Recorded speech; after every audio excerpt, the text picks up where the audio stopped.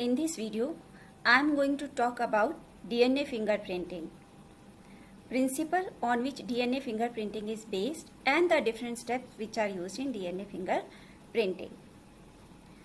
Now, what exactly is DNA fingerprinting? We all know that DNA is a polymer which is made up of nucleotide, adenine, thymine, guanine and cytosine. These four bases are same in all human beings. But there are certain specific area of DNA where the sequence of these four nucleotide is unique for that person. So this is the technique in which we determine the nucleotide sequence of those specific area. This technique was first discovered by Alec Jeffrey. That is why he is known as father of DNA fingerprinting. In India, for the first time, it was introduced by Lalji Singh. Why it is called DNA fingerprinting? Because just like fingerprint, DNA fingerprint are also unique for a person. Only identical twins, they have the same DNA fingerprint. And DNA fingerprint, they cannot be changed by the surgery also. Now let us do the principle on which DNA fingerprinting is based. We all know that the total base pair in our genome is 3 into 10 raised to the power 9, and 99.9% of these is same in all human beings, and the only difference is of the 0.01%, that is 3 into 10 raised to the power 6 base pair. In these base pair, there are certain sequences which are repeated. These repeated segments are known as repetitive segments. In this slide, you can see that in the first case, there are 7 repeats, 8 repeat, 9, 10 like this. A, G, A, T. These are repeated many times, so these are known as repetitive DNA. This repetitive DNA, it can be separated from the bulk DNA by the density gradient method. In this graph, you can see that the bulk DNA is forming the main peak and the repetitive DNA, these are forming the small peak. These two small peak, these are of the repetitive DNA, and this is the main peak that is formed by the main bulk DNA. These small peaks or the repetitive DNA is given the name satellite DNA. Why satellite DNA? Satellite is the term that is used for something small that is dependent on the big or the bulk. So these repetitive DNA are very small as compared to the bulk DNA. That is why these are known as the satellite DNA. These satellite DNA, they are made up of tandem repeat. The word tandem means one after the other. So these repetitive segments, these are known as the tandem segments. In this case also, you can see that there are certain sequences which are repeated again and again. Now, I am telling you that in repetitive sequences, nucleotide base pair, they are repeated again and again. So depending on the base composition, whether it is adenine and thymine or it is guanine or cytosine. What is the length of the segment? How many number of repetitive units are there?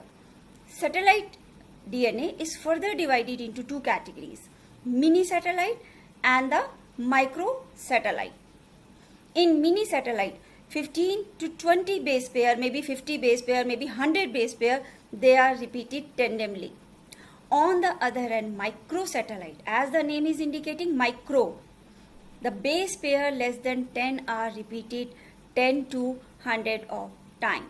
You can see in this figure the mini satellite and the microsatellite. The term that is given to mini satellite is VNTR, variable number of tandem repeat, and the term that we are using for microsatellite is short tandem repeat, STR. Again, you can note the differences in the microsatellite and the mini satellite. In microsatellite, main base pair are A and T. On the other hand, in mini satellite, these are G and C. Now the mini satellite, which are also called VNTR, variable number of tandem repeat. Why we are saying variable? Because their number are not fixed. Their repetitive unit are not fixed.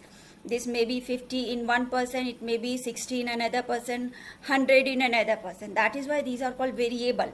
Tandem, just now I have told you, one after the other.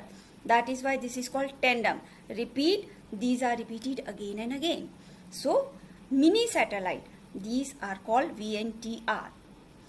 One very important thing to note here is that these VNTR are found in the intron part of the DNA.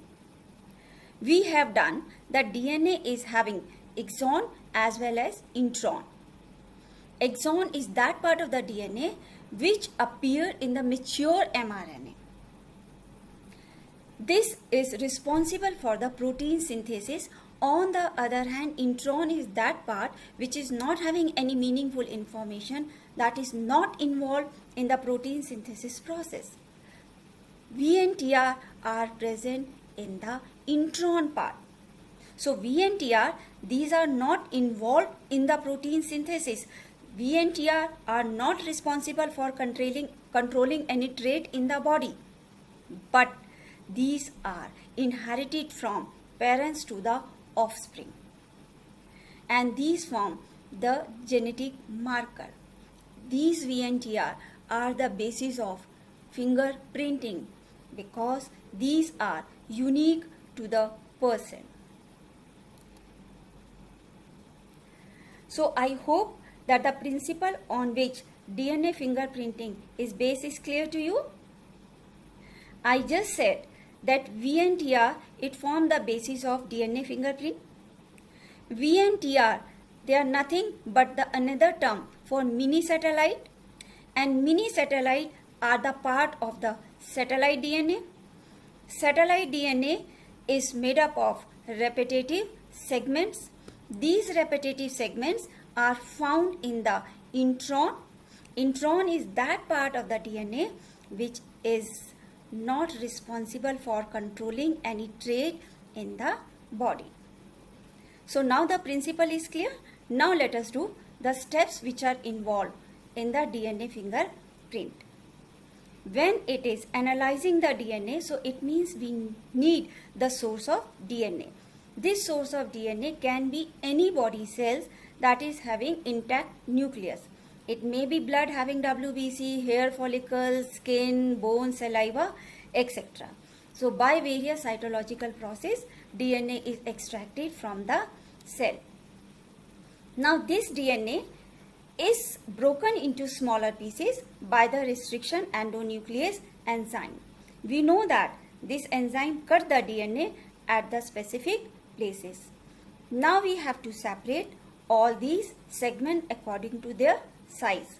So the technique that we are using for this is gel electrophoresis.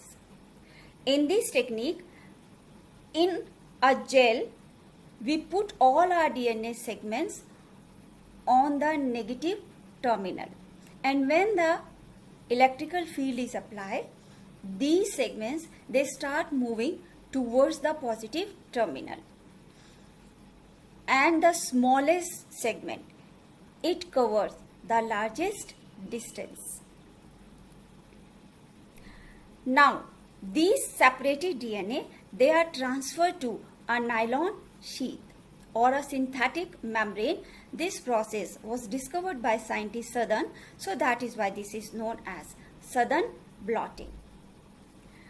Now we hybridized these by the labeled VNTR probes. Now what is probe? Probes, these are the complementary sequence of VNTR which are produced in the laboratory. And what do you mean by the labeled? Because these are having radioactive nitrogenous bases. Why we are using radioactive nitrogenous bases? So that we can trace the location of these VNTR probes. After this, we want to find out the location. So this is done by the autoradiography. Now by autoradiography, we got such bands which are unique to each and every person. These are known as DNA fingerprints. Now what are the uses of these DNA fingerprints? In this slide, you can compare VNTR and probes. VNTR, these are naturally occurring. Probes, these are artificially made in the lab. VNTR, they are never radioactive. Probes can be radioactive. Now the first and very important use of DNA fingerprinting is to solve paternity or the maternity issue. In this figure you can see there are 5 fingerprints. The first fingerprint is of a mother, second is of the child, and there are 3 fingerprints of 3 different persons who claim to be the biological father of the child. Now the child is receiving chromosome from the mother as well as from the father. 23 from the mother, 23 from the father. So the fingerprint of the child is a mixture of the DNA fingerprint of the mother and the DNA fingerprints of the father. So now compare DNA fingerprint of this child from the mother and from these 3 persons and find out who is the real biological father of this child. DNA fingerprints are also used in forensic for the detection of the crime and legal pursuit. In this, you can see the first one is the DNA fingerprint of the victim, and the third one is the DNA fingerprint that we got from the hair at the crime scene. Now we have also taken the DNA sample from the suspect and observed DNA fingerprint in this also. Now what we are finding here, that the DNA fingerprints from the hair and of the suspects, they are showing the exact pattern. What does that mean? That this suspect is the criminal. Similarly, DNA fingerprints, they can also be used to find out animal relatedness, the food identification, human remain, monitoring transplant, etc. DNA fingerprint is also used to find out the lineage of human and the other animals. So now I hope that in this video I have cleared your doubt about DNA technology and its application.